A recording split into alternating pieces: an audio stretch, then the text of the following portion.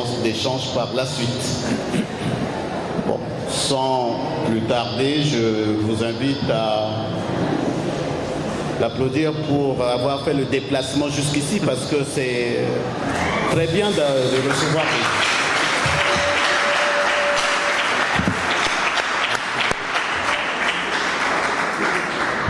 Aujourd'hui pour parler effectivement de l'avenir de l'édition au niveau mondial, puisque bien sûr je connais bien le sujet de l'édition française, mais ce que je vais vous dire s'applique à l'ensemble des pays du monde. Je vais d'abord commencer par me présenter, de manière à ce que vous sachiez à qui vous avez affaire.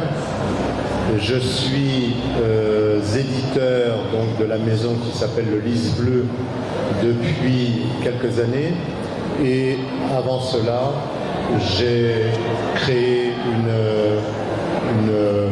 communauté littéraire, puis une agence littéraire qui aide les auteurs à se faire connaître, et puis donc la maison d'édition pour terminer le cycle lié à la littérature. Je n'y suis pas venu par hasard, puisque je suis avant tout un écrivain. J'ai publié 3 romans qui ont été de beaux succès d'ailleurs, et le 4e est en cours d'écriture.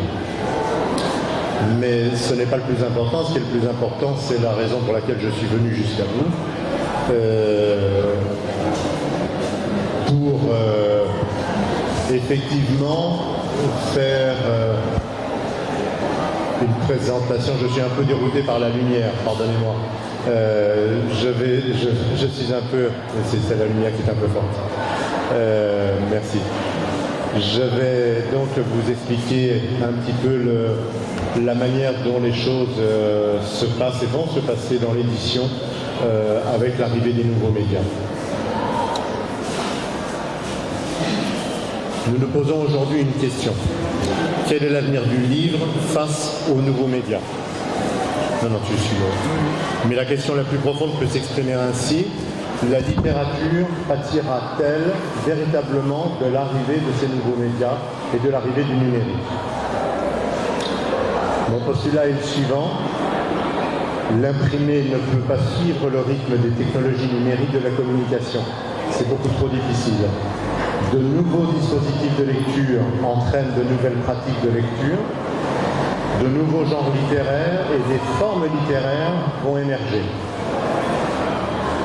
Dans ce contexte, la question qui se pose est beaucoup plus précisément: allons-nous continuer, et pourquoi, à lire? À ces 2 questions, ma réponse est oui. Le numérique va détrôner le brochet, le livre brochet étant le livre papier, pour que tout le monde le comprenne bien. Mais le livre virtuel n'est pas dangereux pour la littérature. Ça peut paraître antinomique, et pourtant ça ne l'est pas. Le livre numérique va participer du développement de la lecture, et je pense que le papier a un avenir dans le futur, à condition qu'il réponde à une question évidente: le plaisir de la lecture. Aujourd'hui, lire sur une tablette ou sur un téléphone n'a même pas le même plaisir que de tourner des pages. Nous allons voir tout ça, mais avant je vais faire un petit point sur la situation en nous aidant des statistiques que nous avons à notre disposition. En commençant par des chiffres qui peuvent paraître anachroniques pour des littéraires, mais il faut bien dresser un état des lieux avant d'analyser la situation. Je vois que d'autres personnes arrivent, je fais une petite pause, peut-être. Je fais peut-être une petite pause, il y a beaucoup de monde qui arrive là. Ici c'est comme ça, ils attendent que ça commence pour arriver. Oui, je vais faire une petite pause de quelques instants parce que beaucoup de monde est en train d'entrer dans la salle.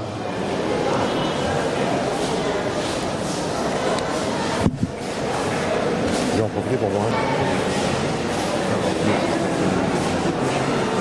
C'est au distributeur. Voilà. J'achète beaucoup moins de livres. En France, la baisse est de près de 10% chaque année. ce qui représente un nombre de livres beaucoup moins. Et ceux qui sont encore en vente sont en déficit et perdent de l'argent chaque jour. En revanche, le lecteur lit les journaux sur son téléphone ou sur les ordinateurs. Il lit et il écrit des mails.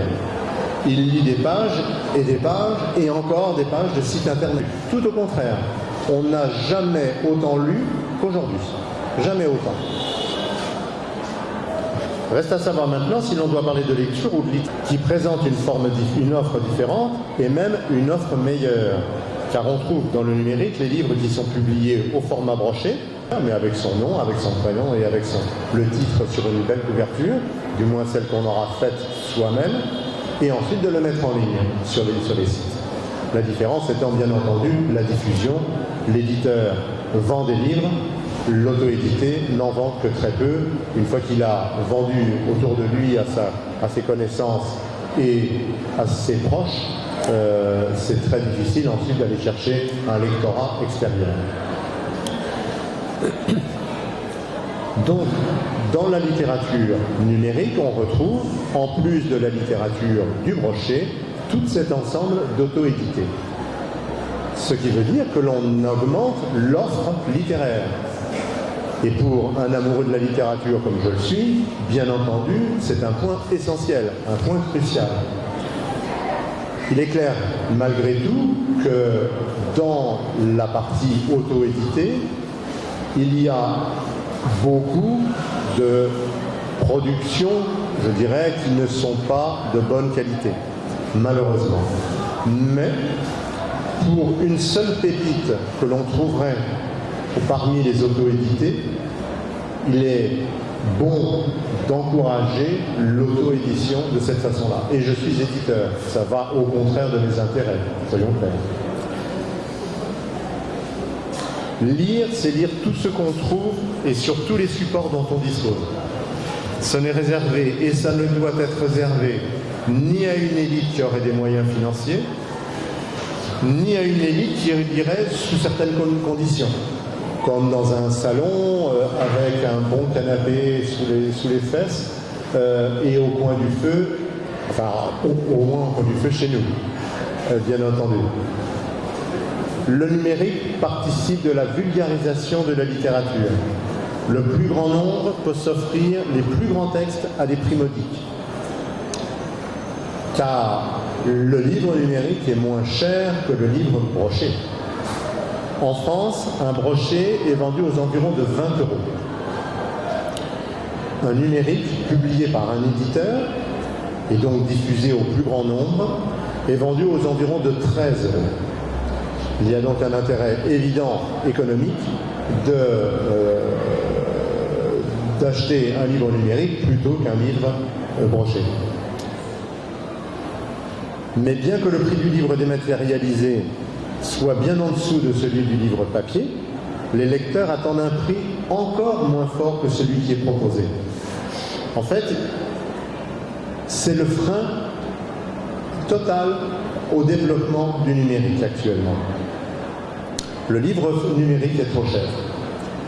Il est trop cher pour une raison très simple, c'est que le lecteur qui prend un fichier entre les mains imagine que l'éditeur n'a eu que très peu de frais pour le faire, puisque pas de papier, pas d'imprimerie, pas de transport, pas de distributeur avec des valises pour aller dans les librairies le présenter, une mise en ligne quasiment gratuite. Donc le lectorat attend que le livre soit extrêmement peu cher. C'est aller un peu vite en besogne, parce que créer un livre numérique n'est pas si simple que ça, et il y a toute une affaire technique qui se situe en dessous pour transformer le fichier, non pas le texte, comme je l'ai dit tout à l'heure, nous sommes bien d'accord que le texte est toujours le même, mais en revanche, le format est très différent techniquement s'entend. Donc les lecteurs attendent que le prix soit moins cher. Ils l'imaginent. Ainsi, en 2011, ils jugeaient que le prix d'un livre numérique commençait à être acceptable lorsqu'il était inférieur de 40% à celui de la version papier. bien en dessous des 30% de décote maximum qui sont actuellement appliqués par les grands éditeurs, comme Gallimard, comme Flammarion, pour ne pas les nommer. Et encore plus loin des 70% qui sont pratiqués dans les pays anglo-saxons, où le livre numérique est bien plus développé que dans nos pays francophones. Tant et si bien que le lecteur s'oriente vers le gratuit, des ouvrages tombés dans le domaine public pour la plupart, donc un auteur qui a publié un livre depuis plus de 70 ans a laissé dans le domaine public son texte et il est disponible à la réédition par n'importe quel éditeur ou auto-éditeur d'ailleurs. Certains les récupèrent pour en faire de nouveaux livres et ces livres évidemment sont gratuits puisqu'il n'y a pas d'auteur derrière à rémunérer ni aucun frais en face.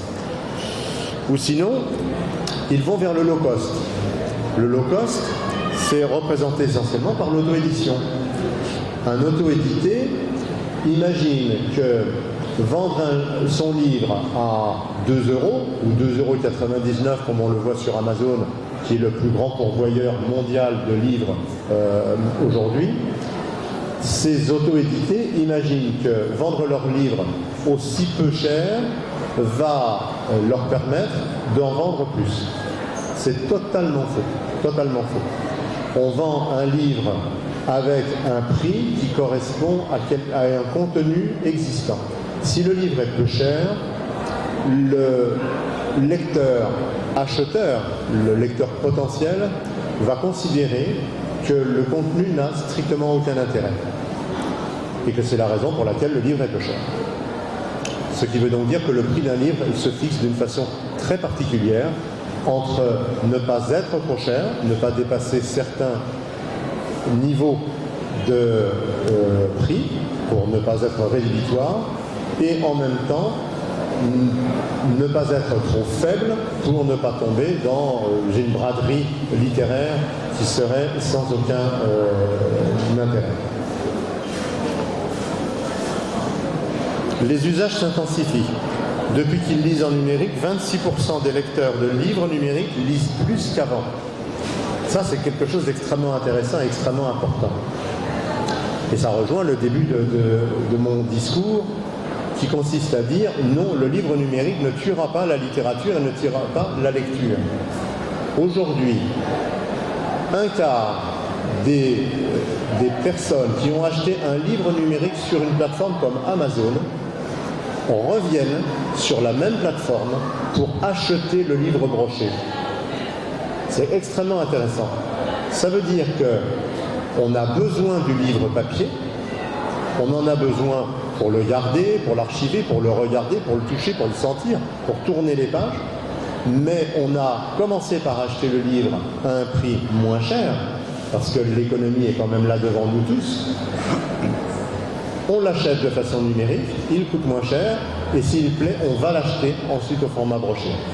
C'est donc une complémentarité des deux systèmes, et pas du tout une opposition comme on pourrait l'imaginer. Bien entendu, dans le numérique, le document papier n'existe pas. Et il ne reste qu'une trace, donc, sous forme de fichier, dans une tablette ou un ordinateur. Alors ça ne gêne en rien les plus jeunes dont vous êtes nombreux aujourd'hui à être représentés. Parce que la jeunesse ne s'inquiète pas de telles choses. Vous avez une habitude déjà d'utiliser les outils numériques et de ce fait, lire un livre sur un outil numérique ne vous gêne absolument pas. Ce n'est pas le cas des plus anciens. Les plus anciens, il va leur falloir un certain temps pour arriver à faire abstraction du livre broché. Le fait de passer en numérique a d'autres conséquences, d'autres aspects. Celui, par exemple, de perdre, comme on l'a perdu pour le disque, parce qu'on est passé du disque vinyle au disque au CD, on a perdu tout un ensemble de métiers qui se situaient autour de la création et de la production des disques. La création graphique en premier lieu, qui était beaucoup plus importante sur un disque vinyle qu'aujourd'hui sur un disque, sur un CD, sur un compact disque. C'est le même problème pour le livre, où on a le même type de risque, faire perdre un certain nombre de métiers qui vont disparaître par l'éclosion et l'avènement véritable du numérique. Lorsqu'on achète un livre numérique sur un site ou sur une plateforme quelconque, on voit une couverture en vignette. Cette couverture, si elle n'est pas totalement bien réalisée, ça n'a pas une importance capitale. Ce qui compte, c'est le résultat, c'est le visuel que l'on voit sur un élément qui est très petit. Lorsqu'on achète un livre broché, il faut que le graphisme soit de parfaite qualité, aucune pixelisation, parce que sinon, ça se voit sur une couverture de livre. Donc évidemment, ce n'est pas du tout le même type de travail qui est fait, et le métier de graphiste en direction des œuvres littéraires va se réduire de façon considérable dans les années à venir. Mais ça ne remet pas pour autant en question l'intérêt du numérique, puisque le contenu est identique, comme nous l'avons vu, d'autant qu'il peut être lié à la forme traditionnelle du papier dans de nombreux secteurs. La machine à imprimer à la demande, par exemple, est quelque chose d'extrêmement intéressant. Dans certaines librairies parisiennes, on trouve aujourd'hui des machines qui vous permettent de sélectionner sur un clavier un ouvrage et de le faire imprimer en moins de 5 minutes. 5 minutes après, vous avez entre les mains le livre broché, tout simplement. Et pour un prix tout à fait moins important que le prix du brochet classique.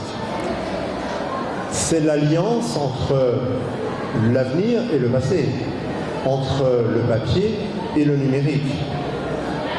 Encore une fois, on voit là que ce n'est pas du tout une opposition, mais c'est bien une alliance qui peut se faire entre les deux de façon à aller plus loin, plus vite, de faire bénéficier de la lecture à beaucoup plus de personnes et de développer également la possibilité d'écrire à beaucoup d'auteurs. Le livre broché peut contenir aussi des médias qui permettent de le relier à des éléments hors du livre. On peut imaginer, typiquement, que dans un roman, un auteur ait placé des mots-clés ou des QR codes que vous aurez juste à flasher avec un téléphone et qui va vous emmener sur une page sur laquelle vous allez trouver des informations sur peut-être, je ne sais, un château qu'il est en train de décrire dans son roman, sur un sentiment qu'il prête à un personnage, sur tout ce qui est imaginable de faire. Et là encore, on parle bien de ne pas opposer les deux systèmes, mais bien de les mettre en commun et d'en faire quelque chose de nouveau, pour revenir à mon propos précédent, pour faire émerger de nouvelles formes de littérature. Le numérique a aussi pour avantage d'être disponible à un prix moindre, c'est-à-dire d'être portatif. C'est-à-dire qu'il se transporte en tout lieu, à toute heure, et sans aucune difficulté. Pas besoin de sac, pas besoin de contenance, pas besoin de charge excessive, rien de tout ça. Dans ces conditions, on voit bien que le brochet pourrait disparaître au profit de cette nouvelle invention fabuleuse. Pouvoir mettre dans mon téléphone, j'ai une bibliothèque de 83 000 livres dans ce téléphone. 83 000 livres. C'est une invention absolument extraordinaire. C'est extraordinaire. Et effectivement, c'est tellement extraordinaire qu'on peut imaginer que le livre papier finisse à la poubelle au bout. Mais je ne pense pas. Je ne le pense pas parce que le livre numérique apporte des avantages, mais il apporte des avantages à la littérature. Et la littérature n'a aucune raison de se défaire du papier pour vivre. Le livre broché ne disparaîtra pas pour autant, ni à court, ni à moyen terme. Il restera. Il restera parce que toucher, sentir, tourner les pages, s'imprégner d'un sentiment que l'auteur a voulu exprimer, n'a rien à voir avec ce que l'on fait lorsqu'on tourne une page sur un livre numérique pour le lire. Prendre une page entre deux doigts, être prêt à la tourner sans la tourner vraiment, c'est aussi entrer dans la tête de l'auteur qui a fait la même démarche lorsqu'il a tenu son stylo pour le faire. Il a écrit, s'est arrêté, a soufflé, a recommencé, et le livre numérique ne permet pas ces pauses que l'on trouve dans le papier. Alors le brochet sera peut-être un élément du passé, mais il sera un élément primordial de notre culture, de nos connaissances, et sera toujours un pilier culturel. Parce que beaucoup d'entre nous sont attachés au papier, c'est une évidence, mais il faut la rappeler et la mettre en lumière. Lorsque la génération à laquelle j'appartiens, ainsi que de nombreux d'entre nous, aura disparu, ce sera totalement différent. Et on pourra imaginer que le livre papier ait disparu en même temps que nous, et que plus personne ne s'en préoccupe. Le livre numérique va prendre la place du brochet, clairement, nécessairement. Et ma réponse à la question posée est positive et certaine. Mais il faudra certainement 3 générations pour y parvenir. Le temps que chacun se fasse à cette idée et que les plus anciens disparaissent. Mais ce n'est pas parce que vous lirez numérique ou que vos enfants liront numérique et uniquement numérique que le livre brochet aura disparu. Et ce n'est pas pour ça que l'on ne lira plus. Et ce n'est pas pour ça que la littérature en aura pâti. C'est totalement faux et c'est l'inverse que je viens de vous démontrer. Les lectures utiles, utilitaires, utilitaristes même, s'informer, se documenter, apprendre dans une optique rationaliste, trouvent des fonctionnalités nouvelles dans les versions numériques, sur des supports connectés. Les magazines pourraient résister, c'est inconditionnel, pourraient résister, c'est pas du tout certain. Car de nouveaux modes de lecture s'expérimentent, notamment sur iPad et la presse magazine dont on parle beaucoup. Mais nous voyons aussi avec les MOOC, les MOOC c'est la contraction de book et magazine en fait. On les voit que ce sont des grosses revues papier en fait. Que le papier justement peut encore cristalliser certains plaisirs liés à une décélération à la recherche d'un autre rythme de la vie, plus proche à la radio que de la télévision ou de l'ordinateur, de la tablette. Ça veut dire que lire sur le format papier restera et devra rester un plaisir. Le papier apportera quelque chose que le numérique n'apporte pas, et cela pour la fin des temps. Pour la fin des temps. Je ne sais si vous avez eu les uns ou les autres l'occasion de lire, de tenir entre les mains un livre ancien, un véritable livre ancien qui a plus de 200 ans d'âge. C'est quelque chose d'extraordinairement fabuleux. On entre dans une autre dimension. L'histoire nous pénètre, l'auteur nous pénètre, et partant de là, on a quelque chose de complètement différent entre les mains. Et le numérique ne l'apportera jamais. Jamais, jamais, jamais. Y compris dans 10 générations. Ce que le livre papier apportera, c'est certainement le temps de déconnexion. Aujourd'hui, on parle déjà, nous sommes à la naissance du numérique. Nous sommes à la naissance des smartphones, des ordinateurs et des tablettes avec lesquels nous sommes connectés 24 heures sur 24 quasiment. Et déjà, nous commençons à parler des temps de déconnexion. Comment faire pour ne pas être connecté constamment sur tous ces appareils? Je dis que le livre papier participera de cette déconnexion. On utilisera le livre papier comme un plaisir et comme une porte ouverte vers vers la déconnexion des livres numériques et du numérique en général.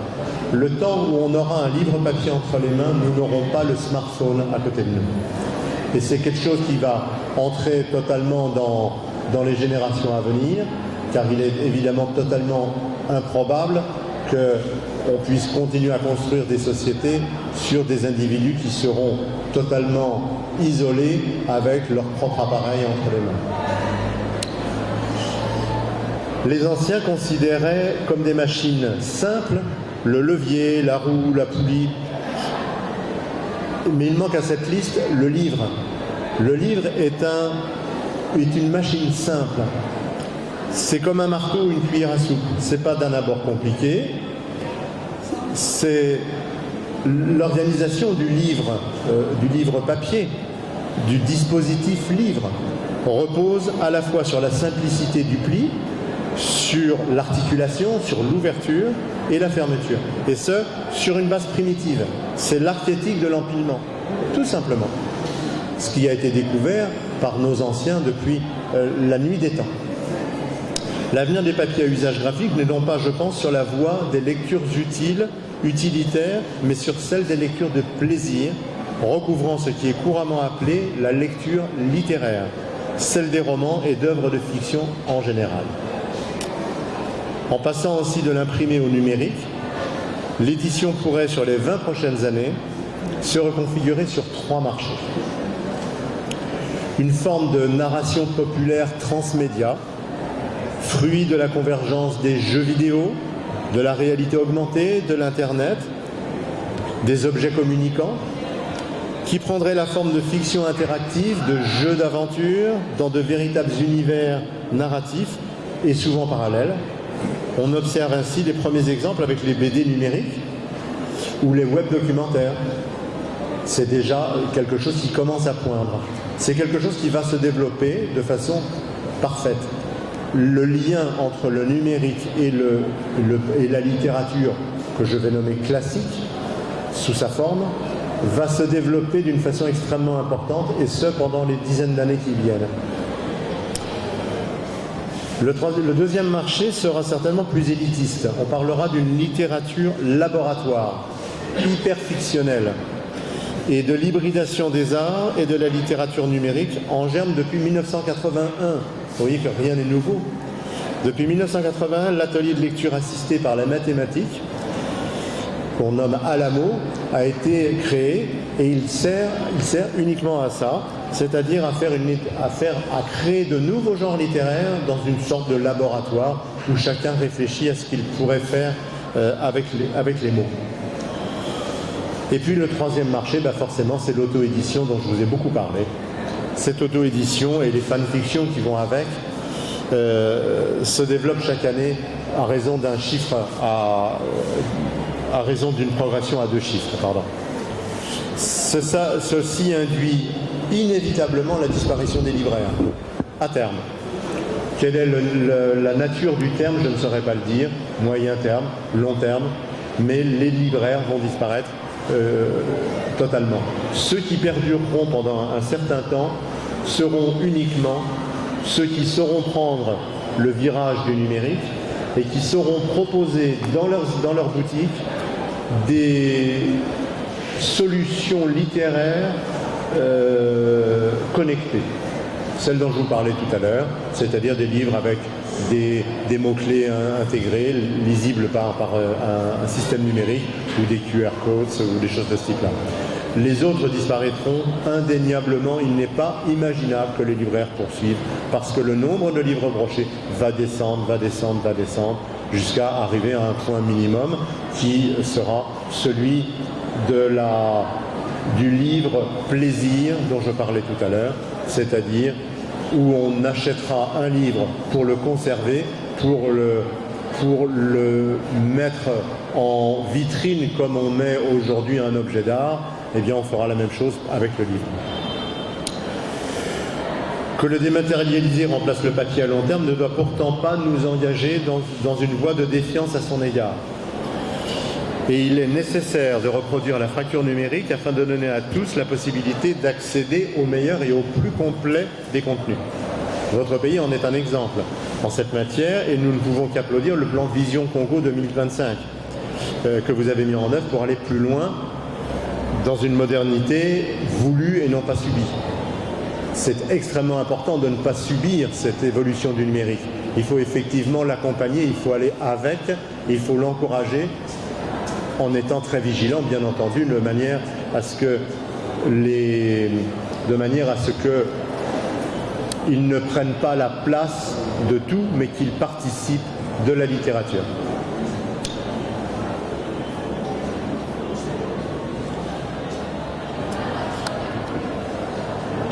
Il existe également dans la partie numérique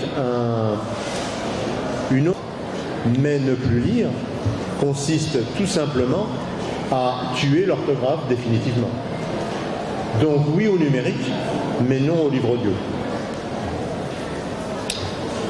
Je vais conclure en 3 points, si vous le voulez bien. Tout d'abord, l'innovation n'est pas forcément numérique. Pourquoi ne pas envisager l'innovation en termes de création, par exemple de formes littéraires, en termes de médiation ou d'autres choses? Prenons comme exemple Google Play. Google Play qui présente les éditions AdPlay, une expérimentation de la fabrication d'e-books. Cette expérimentation repose sur les capacités dynamiques du web mobile pour explorer d'autres pistes que l'homothétie. C'est-à-dire qu'on le fait de façon importante, puisque c'est Google qui est à la base de tout ça. Il ne s'agit plus d'écrire tel qu'on sait le faire lorsqu'on est auteur ou auteur en devenir, mais de chercher une autre manière d'exprimer son sentiment et son histoire, puisque dans le roman, il y a toujours une histoire. Le second point, c'est que l'avenir n'est pas déjà écrit. L'avenir, c'est nous qui le faisons, nous tous, vous essentiellement au fond de la salle, les plus jeunes, même s'il est en grande partie prédéterminé, bien entendu, cet avenir, par les choix, les orientations que nous avons déjà faits. Mais dans ce sens, la prospective est à la fois une méthode d'anticipation et une aide aux prises de décision stratégiques. C'est ce que l'on ressent avec le plan Vision 2025, par exemple. En dernier lieu, je pense que l'édition sera sociale. Sociale parce qu'elle doit s'appuyer sur les réseaux sociaux pour s'intégrer au processus de smart curation, comme on dit en anglais. Cette curation numérique peut aider les maisons d'édition à se transformer positivement. Le numérique s'impose non pas comme un frein au développement du secteur de l'édition, mais comme un média où émergent de nouveaux outils qui permettent d'affiner à la fois la recherche et l'offre de livres. Le monde de l'édition est un monde ancestral, je vais dire ça de cette façon-là pour rester un peu soft. Je dirais que les éditeurs ont les 2 pieds dans la glaise et ont bien du mal à soulever une jambe pour avancer et faire un pas vers quelque chose de plus moderne. Il est temps de moderniser l'édition dans tous les pays du monde. Un peu moins dans les pays anglo-saxons où effectivement il y a une modernité en marche, mais dans nos pays francophones, nous sommes devant des éditeurs qui se comportent très exactement comme ils se comportaient il y a 100 ans. Il est temps que ça change. Et le fait de savoir que l'édition doit devenir numérique à terme doit encourager tous ces éditeurs à effectivement franchir le pas et avancer véritablement. Publier des livres au format numérique est une chose, les mettre en avant de façon à ce qu'ils soient vendus et distribués au plus grand nombre en est une autre. Aujourd'hui, ce n'est pas le cas. La diffusion par les éditeurs français au moins, mais européens en général, cette diffusion est quasiment totalement pour le livre broché et les éditeurs ne font quasiment aucun effort pour le livre numérique. Voilà. Ce que je voulais vous dire aujourd'hui, c'est donc le livre numérique. Déforestation ou la plantation forestière et cette question donc, du numérique, telle que posée au départ, est une invitation à la réflexion et à notre devenir. Et donc, de façon consécutive, il y a inévitablement des questions que vous voulez poser aux conférenciers. Et on va donc prendre quelques questions et en fait il a résumé à la fin l'essentiel de sa communication, donc j'y reviens pas. Et je suppose qu'il y a des gens qui veulent poser des questions. Bon, c'est vrai que peut-être qu'on attendait ou bien après le mot sur... Depuis 7 ans, mais mes premiers écrits datent de plus de 30 ans. Et si j'ai été édité il y a 7 ans, c'est parce qu'il y a des difficultés que rencontre tout postulant à l'écriture. Maintenant, ma question est de savoir, après vous avoir écouté, au lys bleu, vous avez longtemps évoqué, et même dans votre mot de la fin, l'invasion dans le monde de l'édition d'Amazon. Justement, mon dernier ouvrage, je viens de l'éditer à Amazon. Pourquoi? Parce que justement, depuis 7 ans, je suis passé par 4 maisons d'édition que je ne cite pas, mais je rencontre des difficultés pour l'écoulement du produit, le livre broché évidemment, en fonction du coût que cela nous prend. Entre l'édition en France, le transport de la France à Brazzaville et la mise à disposition du livre au niveau des lecteurs. Je les comprends, je comprends les maisons d'édition, mais je ne me comprends pas moi qui suis victime à la fois de mon désir de partager mon lyrisme et victime des prix trop, j'allais dire, onéreux et qui mettent à mal le produit qu'on voudrait bien partager à la collectivité, à la communauté. Après vous avoir écouté et en fonction de ce que vous avez dit sur la version numérique, dont le prix très bas pourrait pousser à croire à la médiocrité du contenu, alors qu'en réalité, ça peut être une perle, comme vous l'avez dit, qu'est-ce que le lys bleu peut nous proposer pour que moi, écrivain, pour mon 10e livre, qui est déjà en chantier, je vienne toquer à votre porte et que ce livre, à la fois le numérique et le broché, puisse être vendu, disponible, rendu disponible aux lecteurs africains en général, congolais en particulier, à un prix raisonnable. Je voudrais donc, pour terminer, souhaiter et espérer que vous mettiez à notre disposition des conditions permissives pour écouler le produit sans trop de difficultés. Merci. Ça ne s'arrête pas à simplement faire un livre. Et ça ne s'arrête pas non plus simplement à essayer de le vendre. Ça va jusqu'à la pérennisation de l'ensemble. Il faut que la maison d'édition que nous représentons soit pérenne pour que les livres et les auteurs que nous avons chez nous soient aient encore leurs livres en vente sur les sites et dans les librairies pendant des années à venir. Et donc, effectivement, nous entrons dans le domaine économique. Un livre a un prix fort, nous le savons tous. S'il a un prix fort, c'est parce qu'il y a beaucoup d'intermédiaires. Je ne vais pas rentrer dans un détail complet, mais je vais quand même vous dire ce qu'il en est.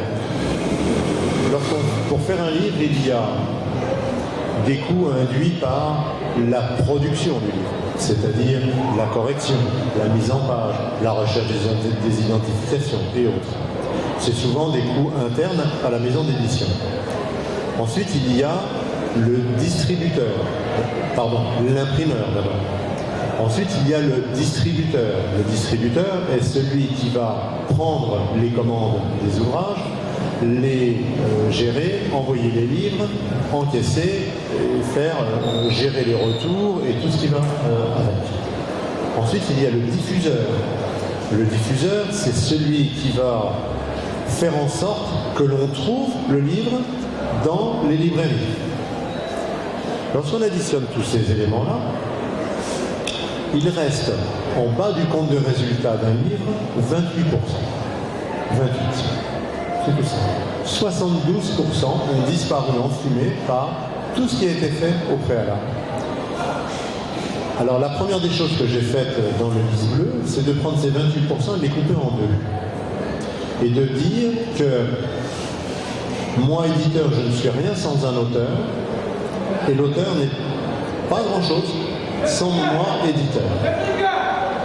Mais je suis parti du postulat qui consiste à dire qu'il n'y a aucune raison que l'éditeur prenne 20% et laisse grassement 8% à son auteur, ce qui est la plupart du temps le cas. Je ne sais pas si c'est l'autre, mais c'est la plupart du temps le cas. Donc chez nous, l'auteur prend à 14% de droit d'auteur. C'est la chose qu'on peut faire. Maintenant, sur le prix du livre par lui-même. Comme je l'ai dit tout à l'heure, il y a deux prix différents. Il y a le prix bas et le prix haut. Le prix bas, vous l'avez compris, et vous l'avez rappelé tout à l'heure, il ne faut pas aller trop bas. Si on va trop bas, le lecteur considère qu'il n'y a rien dans ce livre qui puisse valoir son intérêt. C'est très clair. Je prends cet exemple assez fréquemment, c'est comme un bijou que vous offrez à une femme. Si vous offrez un bijou à une femme que vous avez payé très cher, mais s'il est trop léger quand il arrive dans sa main, elle considérera que c'est de la pacotille. Je donne le conseil à tous les jeunes qui sont en bout de salle, ne jamais offrir un bijou à une femme qui ne soit pas lourd. Toujours un bijou lourd. C'est exactement la même chose pour le livre. C'est terrible à dire, mais c'est comme ça. Et dans l'autre sens, le prix ne doit pas être rédhibitoire pour le lecteur, et donc pas prohibitif. En France, le prix fort ne doit pas dépasser 20 €. Au-dessus de 20 €, on ne vend plus de livres. En dessous, on en vend.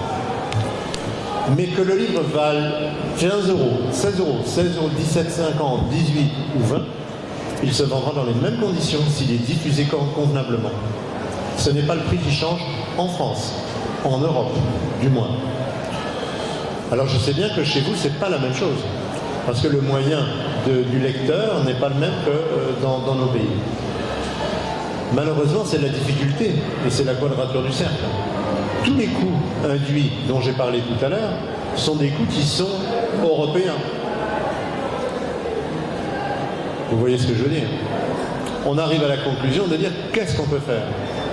Alors, la solution, c'est de rogner sur la marge de l'éditeur et de rogner sur la marge de l'auteur. C'est ça qu'on peut faire. Mais on va gagner, imaginons qu'on ramène à 10% chacun, on va être à 20 au lieu de 28, on va gagner 8% sur le prix. C'est tout ce qu'on pourra gagner. Malheureusement, on ne pourra pas aller plus bas. C'est malheureusement comme ça. Mais encore une fois, nous vendons des livres au Sénégal, nous vendons des livres au Maghreb, nous vendons des livres au Cameroun, nous vendons des livres au Gabon, dans beaucoup de pays en Afrique. Nous les vendons de façon tout à fait correcte, à des prix qui sont pourtant forts, malheureusement.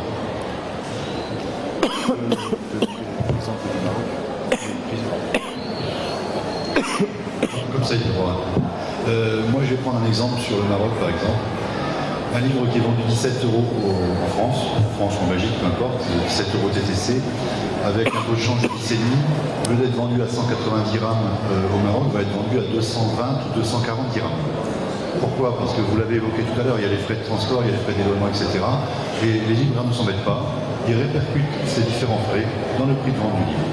Donc un livre qui est à 17 € en France va se retrouver à 240 dirhams environ en magasin, en librairie sur Casablanca ou sur Rabat, ce qui fait quand même un pourcentage conséquent par rapport au prix de départ, et les livres se vendent de la même façon que s'ils étaient à 12 € ou 15 €. C'est d'ailleurs ce qui se passe chez vous également. Une dizaine de minutes, mais on peut s'arrêter là. Je crois que nous ne pouvons plus que dire merci aux conférenciers en l'applaudissant encore. Merci beaucoup. Bon, voilà cette belle réflexion initiale pour nous, pour l'année universitaire 2019-2020. Et il y a un certain nombre de questions qui viennent d'être posées, mais on s'invite à poursuivre la réflexion. Parce que dans ce qui vient d'être dit, c'est à la fois une réflexion partagée, mais c'est aussi, je pense, fondamentalement pour nous, des questions qui nous concernent par rapport à l'Afrique qui n'a n'a pas forcément les mêmes réalités que la France. Notre rapport au livre reste assez difficile parce que nos étudiants qui sont là, chaque fois qu'on leur demande des livres, vous savez, il ne l'a pas évoqué, mais nous recourons davantage aux photocopies et on contourne un peu le circuit de distribution du livre et ça fait partie des réflexions. Et s'il y a des auteurs, je crois que l'éditeur est encore là. Peut-être qu'il n'a pas évoqué est-ce que la transmission des manuscrits c'est par voie postale, par mail. Nous sommes résolument modernes, définitivement modernes. Donc tous nos échanges se font de manière numérique, par mail. Nous recevons les manuscrits soit par mail sur une boîte qui est spécifique, qui est indiquée sur notre site, soit par téléchargement directement sur le site des éditions du Lys Bleu. Bien sûr. Voilà, donc vous avez noté le Lys Bleu, vous allez sur le net, vous naviguez, vous trouverez le site. Et ceci dit, on peut dire que la séance est levée, s'il n'y a pas un dernier mot. Voilà. Merci beaucoup pour votre présence et merci. Je dirais que je ne suis pas venu forcément pour parler de la maison d'édition. Je suis venu surtout pour parler littérature. Accessoirement, bien entendu, rencontrer des auteurs, puisque c'est quand même le fondement même de notre maison. Mais mon credo, c'est développer la littérature, la faire lire au plus grand nombre. Et c'est ça qui m'intéresse, et c'est ça que je veux faire. Donc venir ici au Congo, ça a été une opportunité de rencontrer de nouveaux auteurs. J'espère en rencontrer beaucoup, lire de belles choses, et pouvoir par la suite les publier. Alors, quel est selon vous l'avantage d'éditer les journaux, en fait, d'éditer les documents ou encore les livres en numérique?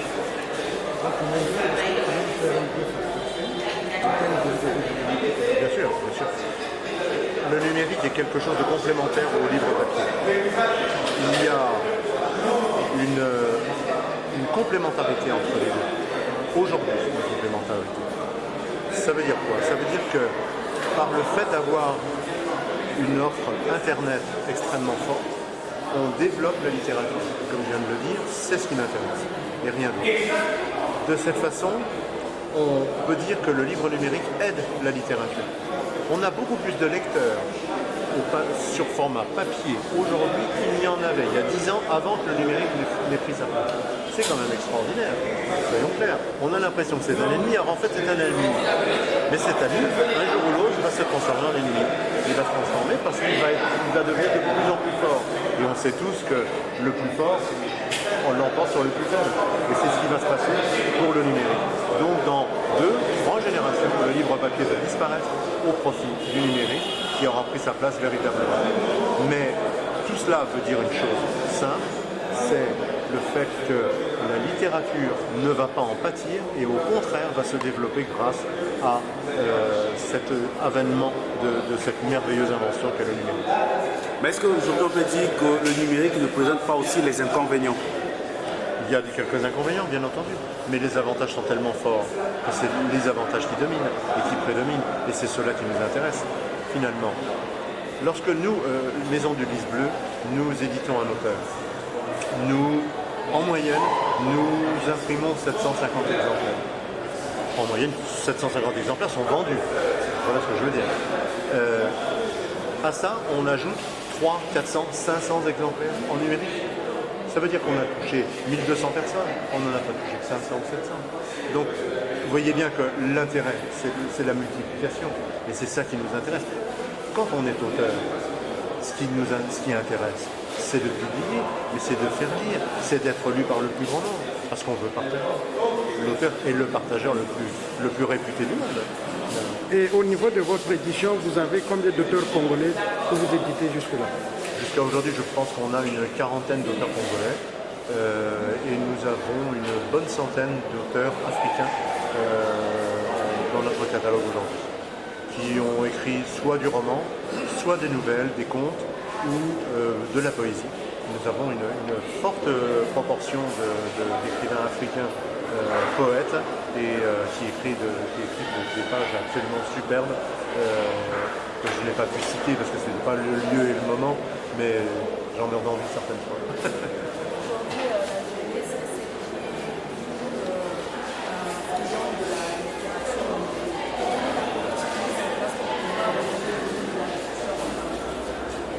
À part le papier, je crois qu'aujourd'hui, comme je l'ai dit tout à l'heure, on n'a jamais autant lu aujourd'hui que son idée de tous les temps. Ça veut dire quoi? Ça veut dire qu'on lit autrement. On lit tout à fait autrement. On ne lit plus de journaux. Les journaux papier ont disparu. En Europe, ils ont totalement disparu. Il reste 3 journaux qui perdent de l'argent tous les jours à chaque fois qu'ils vendent un exemplaire qui perdent de l'argent. Ce qui est important, c'est de penser que grâce au numérique, on lit plus. C'est extrêmement important. Ça veut dire que c'est un ami. Une fois de plus, c'est un ami.